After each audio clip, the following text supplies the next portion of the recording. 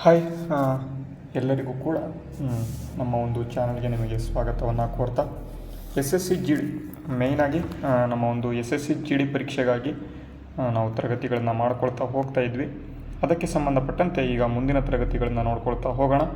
ಇವತ್ತಿಗೆ ಕೇಳಿರ್ತಕ್ಕಂಥ ಒಂದು total main ಆಗಿರ್ತಕ್ಕಂಥ ಜಿ ಕೆ ಪೇಪರ್ಸ್ ಏನು ಜಿ ಕೆ 20 ಕ್ವಶನ್ಸ್ ಬರ್ತವೆ, ಅದರ ಒಂದು ಇಂಪಾರ್ಟೆಂಟ್ ಕ್ವಶನ್ಸ್ ಇವತ್ತೇನೇನು ಕೇಳಿದರೆ ಎಲ್ಲವನ್ನು ಕೂಡ ಡಿಸ್ಕಸ್ ಮಾಡ್ಕೊಳ್ತಾ ಹೋಗೋಣ ಅಂತ. ಈಗ ಮೊದಲನೇದಾಗಿ ಈಗ ಮೊದಲನೆಯ ಪ್ರಶ್ನೆಯನ್ನು ಈಗ ನೋಡೋದಾದರೆ ಈ ರೀತಿಯಾಗಿದೆ. ಇಲ್ಲಿ ನೋಡ್ಬೋದು ಮೊದಲನೆಯ ಪ್ರಶ್ನೆ, ಭಾರತದ ಮೊದಲ ಲೋಕಪಾಲರಾಗಿ ನೋಡಿ, ಭಾರತದ ಮೊದಲ ಲೋಕಪಾಲರಾಗಿ ನೇಮಕಗೊಂಡವರು ಯಾರು ಅಂತ ಇಲ್ಲಿ ಮೊದಲ ಪ್ರಶ್ನೆ ಕೇಳಿದ್ದಾರೆ. ಪಿನಾಕಿ ಚಂದ್ರ ಘೋಷ್ ಅಂತ ಇದ್ದಾರೆ. ನೆಕ್ಸ್ಟು ದೀಪಕ್ ಮಿಶ್ರಾ ಅಂತ ಕೊಟ್ಟಿದ್ದಾರೆ. ನೆಕ್ಸ್ಟು ರಂಜನ್ ಗೊಗೊಯ್ ಅಂತಕ್ಕಂಥವ್ರು ಅಂತ ಇದ್ದಾರೆ. ನೆಕ್ಸ್ಟು 4ನೇದು ಎನ್ ವಿ ರಮಣ ಅಂತ ಕೊಟ್ಟಿದ್ದಾರೆ. ನೋಡಿ, ಇಂಪಾರ್ಟೆಂಟಾಗಿ ಯಾವ ರೀತಿ ನಿಮಗೆ ಕ್ವಶನ್ನ ಕೇಳ್ತಾರೆ ಇವರಪ್ಪ ಅಂತ ಅಂದರೆ, ನಿಮಗೆ ಎಲ್ಲ ಒಂದು ಆಪ್ಷನ್ಸ್ಗಳು ಕೂಡ ಗೊತ್ತಿರಬೇಕು. ಪಿ ಸಿ ಘೋಷ್ ಅಂತಕ್ಕಂಥವರು ಭಾರತದ ಮೊದಲ ಲೋಕಪಾಲರಾಗಿ ನೇಮಕವನ್ನು ಆಗ್ತಾರೆ. ಪಿನಾಕಿ ಚಂದ್ರ ಘೋಷ್ ಅಂತ ಇದರವರೊಂದು ಸರಿಯಾದ ಉತ್ತರ. ಆದರೆ ಇಲ್ಲಿ ಎನ್ ವಿ ರಮಣ ಅಂತಕ್ಕಂಥವ್ರು ನೋಡಿ, ಆಪ್ಷನ್ ಡಿನಲ್ಲೂ ಕೂಡ ಒಬ್ಬರಿದ್ದಾರೆ ಎನ್ ವಿ ರಮಣ ಅಂತ. ಇವ್ರು ಯಾರಪ್ಪ ಅಂತ ಅಂದರೆ 48ನೇ CJI ಅಂತ ಕರೀತಾರೆ. 48ನೇ CJI chief justice of India ಅಥವಾ ಸುಪ್ರೀಂ ಕೋರ್ಟ್ನ ಮುಖ್ಯ ನ್ಯಾಯಾಧೀಶರಾಗಿದ್ದರು. ಯಾವಾಗ ಅಂತ ಅಂದರೆ 2021-22 ಟೈಮಲ್ಲಿ ಇವರಾಗಿದ್ದರು. ಆದರೆ ಈಗ ಪಿ ಸಿ ಘೋಷ್ ಅವರು ನ್ಯೂಸಲ್ಲಿ ಇದ್ದರು. ಏನಪ್ಪ ಅಂತಂದರೆ ಭಾರತದ ಮೊದಲ ಲೋಕಪಾಲರಾಗಿ ನೇಮಕಗೊಂಡವರು ಯಾರು ಅಂತ. ಅದಕ್ಕಾಗಿ ಆಪ್ಷನ್ ಎ ಇಲ್ಲಿ ಸರಿಯಾದ ಉತ್ತರ ಆಗಿದೆ. ಅದೇ ರೀತಿ ನೋಡಿ, ಇನ್ನೊಂದು ಕ್ವಶನ್ಸ್ ಏನಂತ ಇದೆ ಅಂತಂದರೆ ಥಾಮಸ್ ಕಪ್ ಎಂಬತಕ್ಕಂಥದ್ದು. ಥಾಮಸ್ ಕಪ್ ಏನಿದೆ ಅದು ಯಾವ ಕ್ರೀಡೆಗೆ ಸಂಬಂಧ ಹೊಂದಿದೆ ಅಂತ ಇಲ್ಲಿ ಪ್ರಶ್ನೆ ಕೇಳಿದ್ದಾರೆ. ಈ ಒಂದು ಥಾಮಸ್ ಕಪ್ ಎಂಬತಕ್ಕಂಥದ್ದು ನೋಡಿ, ಇದ್ರ ಬಗ್ಗೆನೂ ಕೂಡ ಪ್ರಶ್ನೆ ಕೇಳ್ತಾರೆ. ಟೆನ್ನಿಸ್ ಅಂತ ಕೊಟ್ಟಿದ್ದಾರೆ. ನೆಕ್ಸ್ಟು ಬ್ಯಾಡ್ಮಿಂಟನ್, ನೆಕ್ಸ್ಟು ಹಾಕಿ, 4ನೇದಾಗಿ ಇಲ್ಲಿ ಫುಟ್ಬಾಲ್ ಅಂತ ಕೊಟ್ಟಿದ್ದಾರೆ. ಈ ಒಂದು ಥಾಮಸ್ ಕಪ್ ಎಂಬತಕ್ಕಂಥದ್ದು ಯಾವ ಒಂದು ಕ್ರೀಡೆಗೆ ಸಂಬಂಧ ಹೊಂದಿದೆ ಅಂತ ಪ್ರಶ್ನೆ ಕೇಳಿದರೆ ಇದಕ್ಕೆ ಸರಿದ ಉತ್ತರ ಬ್ಯಾಡ್ಮಿಂಟನ್ ಎಂಬತಕ್ಕಂಥದ್ದು. ಬ್ಯಾಡ್ಮಿಂಟನ್ಗೆ ಇದು ಸಂಬಂಧ ಹೊಂದಿದೆ. Option B is the right answer ಅಂತ. ಅದೇ ರೀತಿ ನಾವು ಮುಂದಿನ ಒಂದು ಪ್ರಶ್ನೆಗೆ ಹೋಗೋದಾದರೆ ಮುಂದಿನ ಪ್ರಶ್ನೆ ಈ ರೀತಿಯಾಗಿದೆ. ಏನಪ್ಪ ಅಂತಂದರೆ ಭಾರತ ಸಂವಿಧಾನದ ಯಾವ ಭಾಗದಲ್ಲಿ ಮೂಲಭೂತ ಹಕ್ಕುಗಳ ಬಗ್ಗೆ ಉಲ್ಲೇಖ ಮಾಡಲಾಗಿದೆ ಅಂತ ಪ್ರಶ್ನೆ ಕೇಳಿದರೆ ತುಂಬ ಈಸಿ ಪ್ರಶ್ನೆ. ಎಲ್ಲಿಂದ ಅಂತ ಅಂದರೆ ಯಾವ ಒಂದು ಆರ್ಟಿಕಲಿಂದ ಅಂದರೆ 12ನೇ ವಿಧಿಯಿಂದ 35ನೇ ವಿಧಿವರೆಗೆ ಏನಪ್ಪ ಬರುತ್ತೆ ಅಂತ ಅಂದರೆ ನಮಗೆ ಸಂವಿಧಾನದ ಮೂಲಭೂತ ಹಕ್ಕುಗಳನ್ನು ನಾವು ನೋಡ್ತೇವೆ. ಇಲ್ಲಿ ಇದು ಯಾವ ಭಾಗದಲ್ಲಿ ಇರುತ್ತೆ ಅಂತ ಅಂದರೆ 3ನೇ ಭಾಗದಲ್ಲಿ ಕಂಡುಬರುತ್ತೆ. ಅದೇ ಭಾಗ 2ರಲ್ಲಿ ನಾಗರಿಕತೆ ಇರ್ತದೆ. ಭಾಗ 1ರಲ್ಲಿ ಯೂನಿಯನ್ ಆ್ಯಂಡ್ ಇಟ್ಸ್ ಟೆರಿಟರೀಸ್, ಭಾರತದ ರಾಜ್ಯಗಳು ಮತ್ತು ಅದರ ಒಕ್ಕೂಟ ಅಂತ ಕೊಟ್ಟಿದ್ದಾರೆ. ಅದೇ 4ರಲ್ಲಿ directive principles of state policy. ಅದೇ 4A ಎಂಬತಕ್ಕಂಥದ್ರಲ್ಲಿ ಏನಿರುತ್ತೆ ಅಂತ ಅಂದರೆ ಇಲ್ಲಿ ಫಂಡಮೆಂಟಲ್ ಡ್ಯೂಟೀಸ್ ಅಂತ ಕರಿತೇವೆ, ಮೂಲಭೂತ ಕರ್ತವ್ಯಗಳು. ಇವೆಲ್ಲವೂ ಕೂಡ ತುಂಬ ಇಂಪಾರ್ಟೆಂಟು. ಈ ಒಂದು ಏನಪ್ಪ ಅಂತ ಅಂದರೆ ನಿಮ್ಮ ಒಂದು ಪೊಲಿಟಿ ಬರೋ ಕನ್ಸರ್ನ್ ಬಂದ್ವಿ ಅಂತಂದರೆ ಇವು ಇಂಪಾರ್ಟೆಂಟ್ ಆಗಿರ್ತವೆ. ಅದೇ ರೀತಿ 4ನೇ ಪ್ರಶ್ನೆ ನೋಡಿ, ವಿದ್ಯುತ್ ಬಲ್ಬ್ನ ಒಂದು ತಂತು ಅಥವಾ ಫಿಲಮೆಂಟ್ ಏನಿದೆ ಅದನ್ನು ಯಾವುದರಿಂದ ಮಾಡಲ್ಪಟ್ಟಿದೆ ಅಂತ ಇಲ್ಲಿ ಪ್ರಶ್ನೆ ಕೇಳಿಬಿಟ್ಟಿದ್ದಾರೆ. ವಿದ್ಯುತ್ ಬಲ್ಬ್ನ ಒಂದು ತಂತು ಎಂಬತಕ್ಕಂಥದ್ದು ಯಾವುದರಿಂದ ಮಾಡಲ್ಪಟ್ಟಿದೆ ಅಂತ ಪ್ರಶ್ನೆ ಕೇಳಿದ್ದಾರೆ. ಇಲ್ಲಿ ತಾಮ್ರ, ಕಬ್ಬಿಣ, ಟಂಗ್ಸ್ಟನ್ ಮತ್ತು ಅಲ್ಯೂಮಿನಿಯಂ ಅಂತ ಆಪ್ಷನ್ಸ್ಗಳನ್ನು ಕೊಟ್ಟಿದ್ದಾರೆ.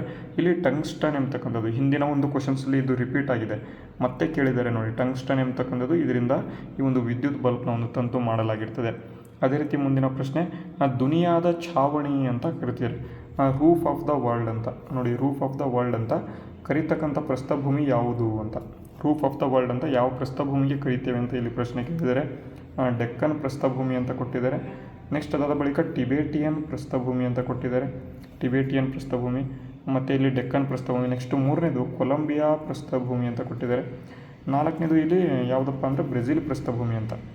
ಹಾಗಾದರೆ ದುನಿಯಾದ ಛಾವಣಿ ಅಥವಾ ರೂಫ್ ಆಫ್ ದ ವರ್ಲ್ಡ್ ಅಂತ ಯಾವ ಒಂದು ಪ್ರಸ್ಥಭೂಮಿಯನ್ನು ಕರೀತಾರೆ ಅಂತ ಇಲ್ಲಿ ಪ್ರಶ್ನೆ ಕೇಳಿದರೆ ಇಲ್ಲಿ ಆಪ್ಷನ್ ಬಿ ಟಿಬೇಟಿಯನ್ ಪ್ರಸ್ಥಭೂಮಿಯನ್ನು ಈ ರೀತಿಯಾಗಿ ಕರೀತಾರೆ. ಪಾಮಿರ್ ನಾಟ್ ಪ್ಲೇಟೋ ಅಂತಲೂ ಕೂಡ ಕರೀತಾರೆ.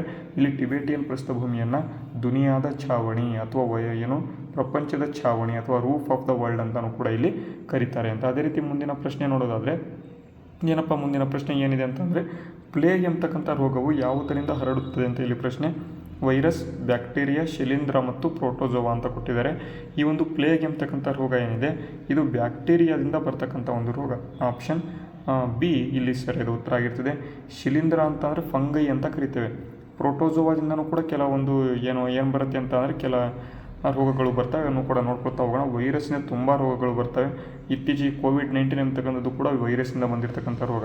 ಇವೆಲ್ಲವೂ ಕೂಡ ನೆನಪಿಟ್ಕೋಬೇಕು. ಇಲ್ಲಿ ಸರಿಯಾದ ಉತ್ತರವನ್ನು ನೋಡೋದಾದರೆ ಬ್ಯಾಕ್ಟೀರಿಯಾ, ಪ್ಲೇಗ್ ಎಂಬತಕ್ಕಂಥದ್ದು ಬ್ಯಾಕ್ಟೀರಿಯಾದಿಂದ ಹರಡುತ್ತದೆ. ಅದೇ ರೀತಿ ನೋಡಿ ಮುಂದಿನ ಪ್ರಶ್ನೆ, ವಿಶ್ವದ ಅತಿ ದೊಡ್ಡ ಮರುಭೂಮಿ ಯಾವುದು ಅಂತ ತುಂಬ ಇಂಪಾರ್ಟೆಂಟು. ಥಾರ್ ಮರುಭೂಮಿ, ಗೋಬಿ ಮರುಭೂಮಿ, ಸಹರಾ ಮರುಭೂಮಿ, ಕಲಹರಿ ಮರುಭೂಮಿ ಅಂತ ಕೊಟ್ಟಿದ್ದಾರೆ. ನಿಮಗೆ ಗೊತ್ತಿದೆ ಸಹರಾ ಮರುಭೂಮಿ ವಿಶ್ವದ ಅತ್ಯಂತ ದೊಡ್ಡ ಮರುಭೂಮಿ ಅಂತ. ಆದರೆ ಇದೇ ಆಪ್ಷನ್ಸ್ಗಳಲ್ಲಿ ಸಹರಾ ಒಂದು ಕೊಟ್ಬಿಟ್ಟು ಅಂಟಾರ್ಟಿಕಾ ಮರುಭೂಮಿ ಅಂತ ಕೊಟ್ಟಿದ್ರೆ ಅಂಟಾರ್ಟಿಕಾ ಮರುಭೂಮಿ ಅಂತ ನೀವು ಆಪ್ಷನನ್ನು ಹಾಕಬೇಕಾಗಿರ್ತದೆ. ಯಾಕಪ್ಪ ಅಂತ ಅಂದರೆ ವಿಶ್ವದ ಅತಿ ದೊಡ್ಡ ಮರುಭೂಮಿ ಯಾವುದಪ್ಪ ಅಂತ ಅಂದರೆ ಅದು ಅಂಟಾರ್ಟಿಕಾ ಮರುಭೂಮಿ ಆಗಿದೆ. ಆದರೆ ಇಲ್ಲಿ ಏನು ಡೆಸರ್ಟ್ ಅಂತ ನಾವು ನೋಡೋದಾದರೆ ಸಹರಾ ಮರುಭೂಮಿ ಇಲ್ಲಿ ಆಪ್ಷನ್ ಇದೆ.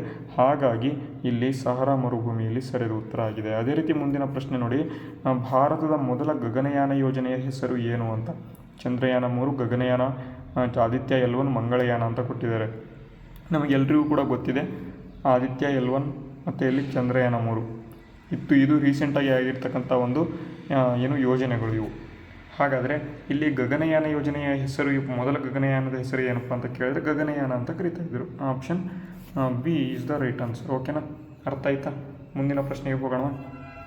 ಹೋಗೋಣ ಇವಾಗ. ನೆಕ್ಸ್ಟ್ ಮುಂದಿನ ಪ್ರಶ್ನೆ ನೋಡಿ, ರಾಷ್ಟ್ರಪತಿಗಳು ರಾಜ್ಯಸಭೆಗೆ ಎಷ್ಟು ಮಂದಿ ಸದಸ್ಯರನ್ನು ನಾಮನಿರ್ದೇಶನ ಮಾಡುತ್ತಾರೆ ಅಂತ. ನೋಡಿ ವಿದ್ಯಾರ್ಥಿಗಳೇ, ರಾಜ್ಯಸಭೆ ಮತ್ತು ಲೋಕಸಭೆ ಟೋಟಲಾಗಿ ಪಾರ್ಲಿಮೆಂಟಲ್ಲಿ 3 ಇರ್ತವೆ. ರಾಜ್ಯಸಭೆ, ಲೋಕಸಭೆ ಪ್ಲಸ್ ಪ್ರೆಸಿಡೆಂಟ್ ಅಥವಾ ರಾಷ್ಟ್ರಪತಿ ಅಂತ. ಇವು 3 ಕೂಡ ಸೇರಿಸಿದರೆ ಮಾತ್ರ ಅದೇನಪ್ಪ ಆಗುತ್ತೆ ಅಂತ ಅಂದರೆ ಪಾರ್ಲಿಮೆಂಟ್ ಆಗ್ತದೆ. ಓಕೆನಾ, ಪಾರ್ಲಿಮೆಂಟ್ ಆಗ್ತದೆ. ಈ ಒಂದು ರಾಜ್ಯಸಭೆಯಲ್ಲಿ ಟೋಟಲಾಗಿ ನಾಮನಿರ್ದೇಶನ ಯಾರು ಮಾಡ್ತಾರಪ್ಪ ಅಂತ ಅಂದರೆ ರಾಷ್ಟ್ರಪತಿಗಳು ನಾಮನಿರ್ದೇಶನವನ್ನು ಮಾಡ್ತಾರೆ. ಓಕೆನಾ, ರಾಷ್ಟ್ರಪತಿಗಳು ಎಷ್ಟು ಜನರಿಗೆ ನಾಮನಿರ್ದೇಶನ ಮಾಡ್ತಾರೆ ಅಂತ ಅಂದರೆ 12 ಜನರಿಗೆ ಅಂತ. 12 ಜನರಿಗೆ ಇವರು ನಾಮನಿರ್ದೇಶನವನ್ನು ಮಾಡ್ತಾರೆ. ಇದು ತುಂಬ ಇಂಪಾರ್ಟೆಂಟ್ ಆಗಿದೆ. ಆಪ್ಷನ್ ಇಲ್ಲಿ ಯಾವುದು ಅಂತ ಕೇಳಿದರೆ ಆಪ್ಷನ್ ಸಿ.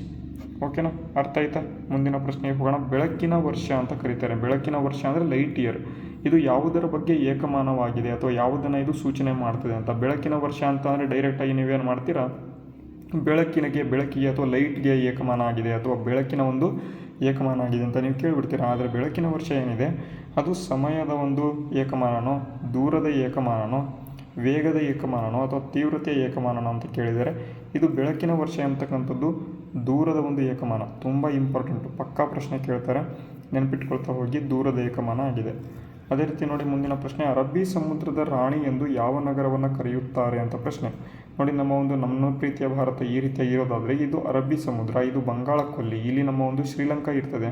ಈ ಒಂದು ಅರಬ್ಬಿ ಸಮುದ್ರದ ರಾಣಿ ಎಂದು ಯಾವ ನಗರವನ್ನು ಕರೀತಾರೆ ಅಂತ ಇಲ್ಲಿ ಪ್ರಶ್ನೆ ಕೇಳಿದರೆ ಮುಂಬೈ, ಕೊಚ್ಚಿ, ಸೂರತ್ ಮತ್ತು ಮಂಗಳೂರು ಅಂತ ಇಲ್ಲಿ ಆಪ್ಷನ್ಸನ್ನು ಕೊಟ್ಟಿದ್ದಾರೆ. ಇದಕ್ಕೆ ಸರಿಯಾದ ಉತ್ತರವನ್ನು ನಾವು ನೋಡೋದಾದರೆ ಕೊಚ್ಚಿ ಅಂತಕ್ಕಂಥದ್ದು ಈ ಒಂದು ಅರಬ್ಬಿ ಸಮುದ್ರದ ರಾಣಿ ಅಂತಲೇ ನಾವು ಇಲ್ಲಿ ಕರಿತಾ ಇರ್ತಕ್ಕಂಥದ್ದು. ಅದೇ ರೀತಿ ಮುಂದಿನ ಪ್ರಶ್ನೆ, ವಿಶ್ವ ಏಡ್ಸ್ ದಿನವನ್ನು ಯಾವ ದಿನಾಂಕದಂದು ಆಚರಣೆಯನ್ನು ಮಾಡ್ತಾರೆ ಅಂತ ಪ್ರಶ್ನೆ ಕೇಳಿದರೆ ಎಲ್ಲರಿಗೂ ಕೂಡ ಗೊತ್ತಿರುತ್ತೆ. ಡಿಸೆಂಬರ್ 1ನೇ ತಾರೀಕಿನಂದು ಏನು ಮಾಡ್ತೇವಪ್ಪ ಅಂತಂದರೆ ನಾವು ವಿಶ್ವ ಏಡ್ಸ್ ದಿನವನ್ನು ಆಚರಣೆಯನ್ನು ಮಾಡ್ತೇವೆ.